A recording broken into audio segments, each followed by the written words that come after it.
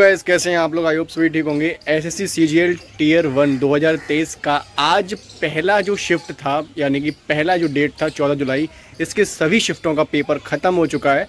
और आप सभी लोगों के लिए मैं जो क्वेश्चंस आए थे वो सारे के सारे इस तरह से लेकर आया हूं, जिसके अंदर आपको बता दूंगा कहां से कैसे कैसे क्वेश्चन पूछे जा रहे हैं और क्या गुड अटेम्प्ट रह सकता है और कितना आप लोग अटेम्प्ट करके आए, वो सारी की सारी चीज़ें आपको इस वीडियो के अंदर पता लग जाएंगी। ठीक है, और स्टार्ट कर लेते हैं आज का ये वीडियो। तो सबसे पहले रीजनिंग के बारे में बात कर लेता हूँ। इसमें मैंने आपको बताया था कि डाइस से क्वेश्चन जरूर आएगा, तो डाइस का क्वेश्चन यहाँ पर 2 से 3 क्वेश्चन है।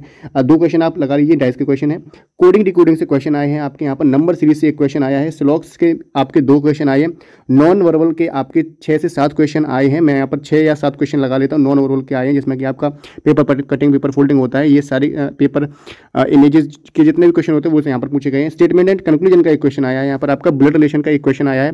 अल्फाबेटिकल सीरीज का भी क्वेश्चन आया। और इमेज बेस्ड जो सीरीज होती है ना, जिसमें आपका पैटर्न चल रहा होता है कि इस टाइप का अब अभी नेक्स्ट वाला कौन सा वाला यहाँ पर आने वाला है, तो वो वाला आपका 1 क्वेश्चन आया था। और यहाँ पर एमिटेड फिगर का भी आपका 1 क्वेश्चन आया है। डिक्शनरी ऑर्डर, जिसमें कि आपको डिक्शनरी ऑर्डर में लगाने होते हैं, सारे के सारे वर्ड्स आपको 3 से 4 दिए जाते हैं, उनको डिक्शनरी ऑर्डर में लगाया जाता है। वो यहाँ पर एक आपसे सवाल उसका भी पूछा गया है। तो ये था रीजनिंग का। और आप लोगों को मैंने एक गूगल फॉर्म का लिंक दिया है, जिसको आप फिल कर देना आपकी शिफ्ट के हिसाब से, आपके शिफ्ट में कितने कितने क्वेश्चन आए हैं। और ओवरऑल अगर बात करते हैं रीजनिंग का, तो रीजनिंग का यहाँ पर ईजी शिफ्ट बताया है। और जिसमें कि बोल रहा था कि जो पढ़ के सही से गया था पेपर, मतलब जिसने पढ़ाई करी थी, उसके लगभग 22 से लेकर 25 तक पूरे के पूरे सवाल जो हैं यहाँ पर बन रहे थे। मतलब सारा का सारा पेपर डुएबल था।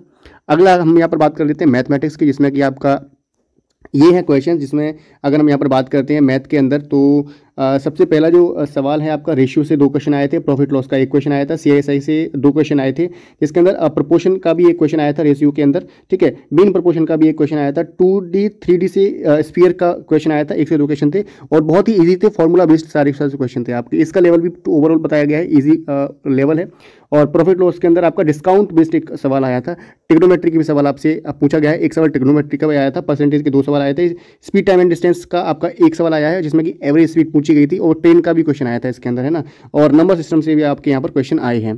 ठीक है, तो नंबर सिस्टम का 1 क्वेश्चन बताया था। तो ये ओवरऑल मैथ का रहा। और इसका भी जो लेवल है वो ईजी ही बताया है और डुएबल है पूरा का पूरा पेपर। जैसे कि 2022 के अंदर आपका पेपर आया था, उसी लेवल का यहाँ पर भी पेपर आपसे सारा का सारा पूछा गया है। अगर हम यहाँ पर जीएस के अंदर बात करते हैं, तो काला पानी से 1 क्वेश्चन था। रिवर का 1 क्वेश्चन था आपका। आर्टिकल 31, आर्टिकल 44 का भी 1 क्वेश्चन था। और फादर ऑफ इंडियन कॉन्स्टिट्यूशन ये क्वेश्चन था। नोबेल प्राइज 2021 का क्वेश्चन था। ब्लू ग्रीन एल्गी यहाँ से क्वेश्चन आया था आपका। सिटीजनशिप का क्वेश्चन आया था यहाँ पर।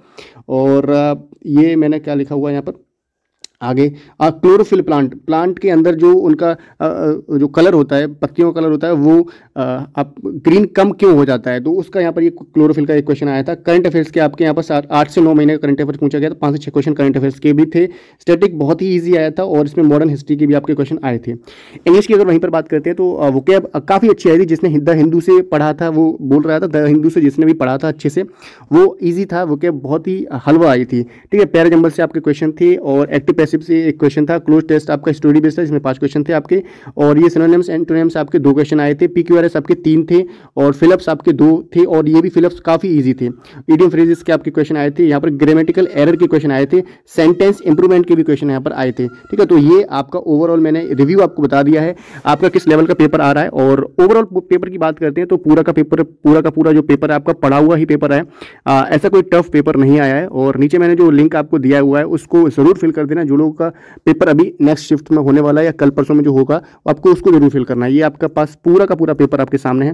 ठीक है, तो डुएबल पूरा का पूरा पेपर है। ऑल द बेस्ट सभी लोगों को जिनका भी अगली शिफ्ट में पेपर होने वाला है। तो आप लोग इन टॉपिक्स को जरूर देख लेना। ब्लड रिलेशन से क्वेश्चन मैंने बताया था जरूर आएगा, और सीरीज के क्वेश्चन भी आ रहे हैं।